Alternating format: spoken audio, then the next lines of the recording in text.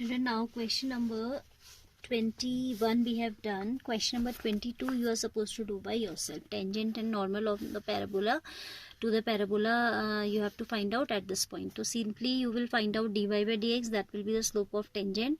If you will take negative reciprocal of that, that will be the slope of normal.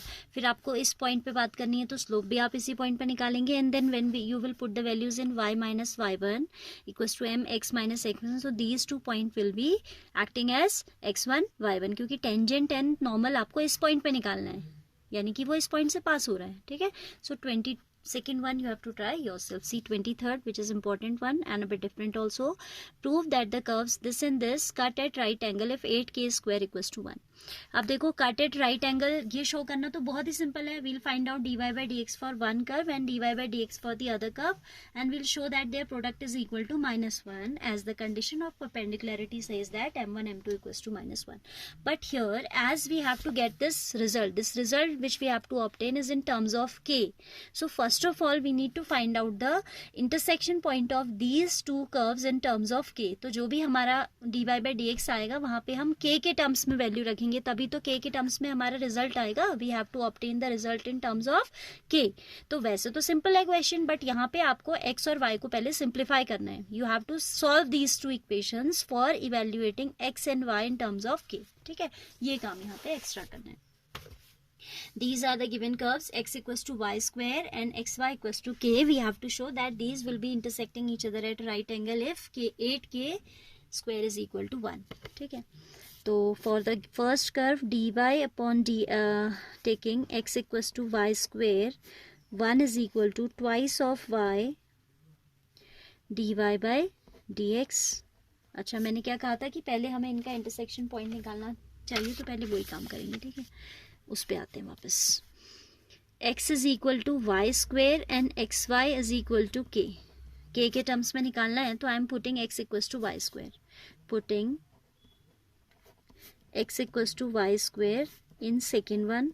ठीक है, first से लिया और कहाँ रख दिया, सेकेंड में रख दिया. सपोज ये फर्स्ट है.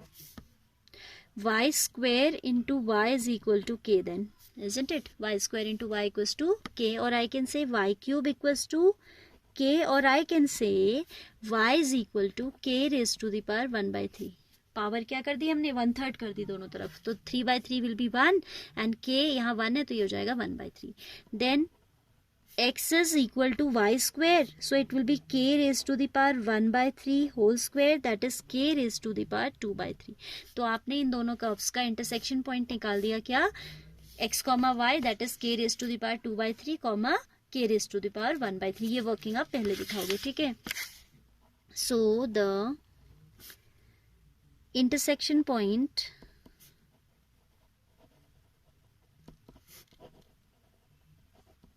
of the two curves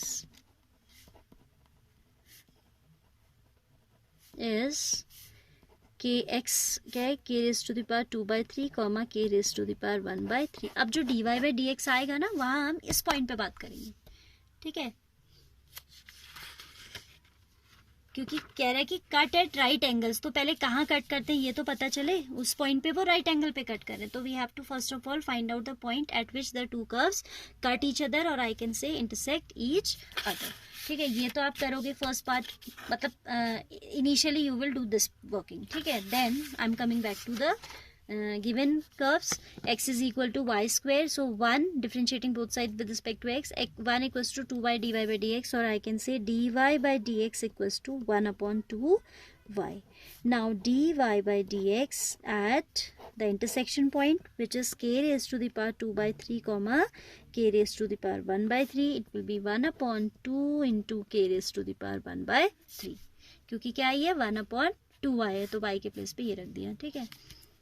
Other curve xy is equal to k differentiating both sides with respect to x, 1 into y plus x into dy by dx is equal to 0. Derivative of k is 0. x का हो जाएगा 1, y as it is, x as it is, y का हो जाएगा dy by dx. So dy by dx will be equal to minus y upon x, or I can say dy by dx at which point, k raised to the power 1/3 and k raised to the power 2/3 at this point. ये हो जाएगा negative of k raise to the power 2/3, y is k raise to the power, उल्टा लिख दिया मैंने, k raise to the power 2/3 था पहला point, I am correcting in this only, हाँ ध्यान से काम कीजिएगा, मैंने गलत उतार दिया था, actually x is 2/3 and y is 1/3. So मैं इसको नीटली दोबारा लिख देती हूँ. So dy/dx at k raise to the power 2/3 comma k raised to the power 1/3 will be minus y, that is minus of k raised to the power 1/3 upon x, that is k raised to the power 2/3. तो this is again minus 1 upon k raised to the power 1/3. ठीक है, power subtract हो जाएगी, 2/3 minus 1/3 will give you 1/3. Now this I am considering as m1 and this one I am considering as m2. ये क्या था, first curve का slope था, this was the slope of the first curve, this is the slope of the second curve, tangent to the second curve, this is the slope of tangent to the first curve. अब दोनों क्या करेंगे, perpendicular, उन पे tangents perpendicular तब होंगी जब आपका m1 m2 का वैल्यू -1 आएगा. वो कह रहा है prove that the curve this cut at right angles if 8k square equals to -1. जब कोई दो कर्व राइट एंगल पे कट करते हो, ठीक है, तो उनके टेंजेंट्स भी क्या करते हैं, राइट एंगल पे कट करते हैं.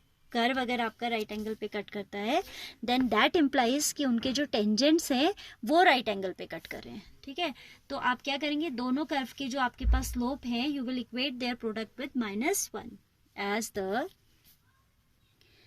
If the curves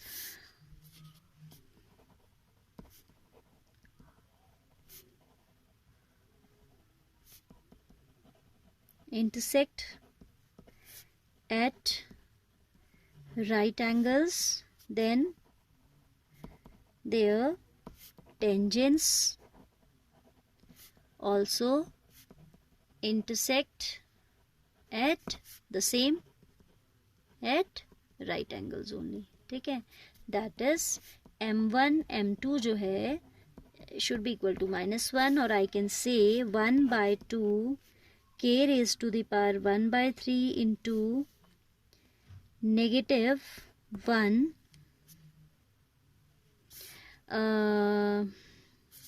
k raised to the power 1/3 is equal to -1. ठीक है, यहाँ पे if की जगह as लिख देते हैं. ठीक है, cut at right angles if this ना, तो राइट एंगल पे कट करते ये तो हमें दिया ही है, हमें कंडीशन लेके आनी है कि 8k square equals to 1. So I have written as the given curves intersect at right angles then their tangent also intersect at right angles, that is m1 m2 equals to -1. This is the value of m1, this is of m2. So I obtained here -1/2 times k raise to the power 1/3 plus 1/3 will give you 2/3 equals to -1.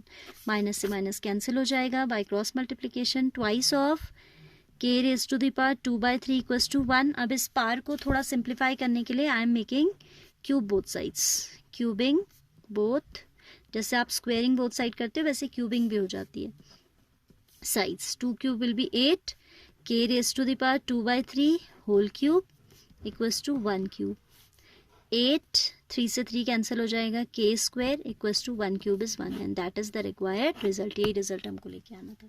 ठीक है, तो simple equation, बस आपको ये concept पता होना चाहिए. When the two curves are intersecting at right angles their tangents will also intersect at right angle. One thing, other thing, you have to obtain the result in terms of k. So first of all you need to simplify the two curves for finding their intersection point like we did here. ठीक है, एक curve से उठा के दूसरे में value रख दी हमने, x की वैल्यू यहाँ रख दी तो आपको क्या मिल गया, y मिल गया इन टर्म्स ऑफ k, और फिर y की वैल्यू वापस रख दी तो हमें x मिल गया इन टर्म्स ऑफ k.